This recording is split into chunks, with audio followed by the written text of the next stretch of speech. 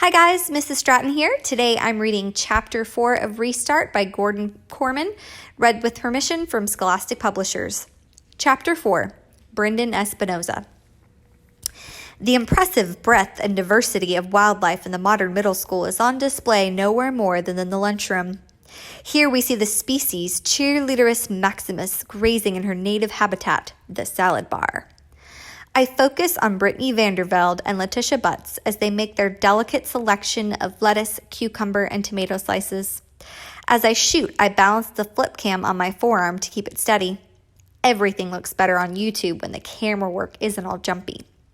A longing glance in the direction of the pizza table, I continue my narration, but alas, it is not to be. For Cheerleaderus, this meal is garnished with a radish rose and fat-free dressing. And wait! I pull back the shot to include Jordan McDaniel heading out of the food line with a heavily laden tray. Could it be? Yes, a rare Clumsius Faldownus weaving his way to the nearest table. You can do it, Clumsius! Uh-oh, there goes the soup, and that orange rolling across the floor. Oh man, this stuff writes itself. Who needs a script when you've got real life? And now we leave the relative safety of the food line and venture into the lion's den. I go on, panning over to the corner table where Aaron Heikeman, Bear Bratsky, and some of their football buddies are eating too much and laughing too loud. This is the land of the carnivores where lesser animals fear to tread. Don't I know it? I'm filming on maximum zoom, even though it's bound to be a little blurry.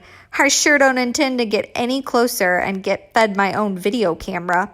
But where's their leader, the apex predator? Could that be him paying for a pack of Fig Newtons at the cash register? Yes, it is, the king of beasts, Footballus Hyrus, his thunderous footsteps striking terror in the hearts of all creatures great and small.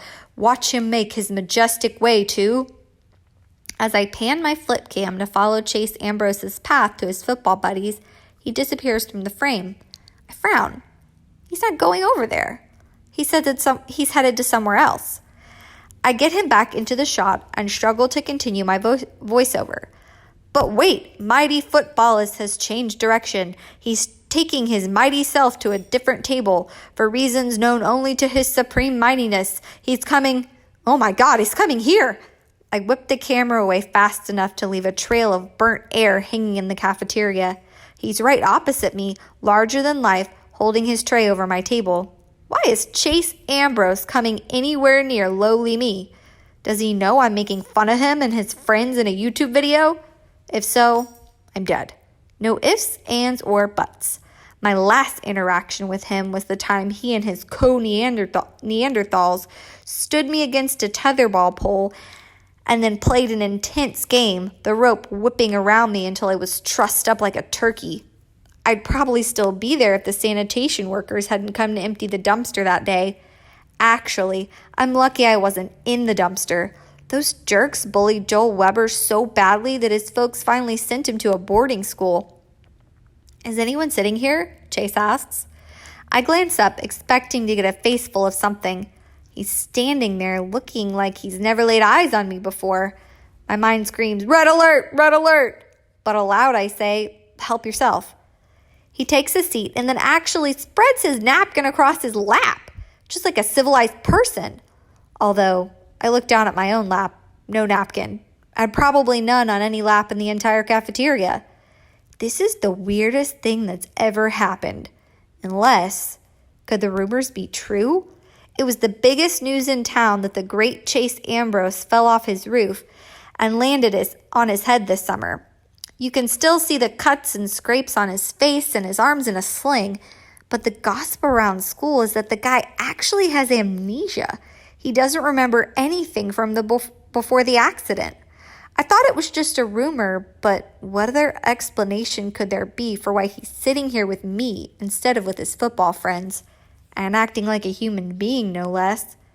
My video on hold, I turn back to eating, and let me tell you, that's not easy when you're sitting across from the apex predator, amnesia or not. I read that some amnesia is temporary. If it all comes back to him, I could have my entire egg salad sandwich shoved up my nose just for daring to be near him. Then I noticed that he's struggling to saw away at a barbecue chicken breast. The dull plastic utensils don't make it easy, especially with one arm immobilized against his chest. He's really working hard at it. Beads of sweat stand out on his brow. I speak the craziest, most foolhardy words that have ever come out of my mouth. You need help with that? No thanks. He keeps on sawing, getting nowhere, his frustration growing. I still can't explain why I do it. I get up, loop around the long table, and approach Chase from behind. It's easier when both arms work. He battles a moment longer and then gives in with a sigh. Maybe I could use a hand. So there I am, in the middle of the cafeteria, hunched over the apex predator, cutting up his chicken.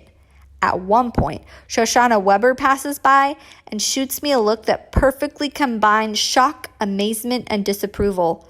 Or maybe she's just trying to figure out why I'm sawing at his meat instead of his carotid artery. I finish, put down the knife, and hand him back the fork. Thanks, he says sheepishly. No big deal. I return to my side of the table, sit down, and hit the floor hard. A chorus of raucous laughter explodes all around me. That's when I notice I'm surrounded by football players. Bear puts my chair down on top of me, trapping me under it. Chase, man, you're at the wrong table, Aaron exclaims. Come with us, we saved you a spot. They practically kidnap him and drag him to the lion's den. A few seconds later, the chair is lifted off me, and somebody hauls me to my feet. Chase. Sorry, he says, looking uncomfortable. Come on, man, over here, comes a volley of shouts. He hesitates. They're your teammates and your best friends, I tell him, because maybe he doesn't remember. Right. If I didn't know better, I'd think he wasn't that thrilled with the idea. Back in my seat, I take out my camera and realize the video has been running the whole time. There's no picture, obviously, but the audio is all there. I might listen to it later just to prove to myself I've had a close encounter with Chase Ambrose and lived to tell the tale.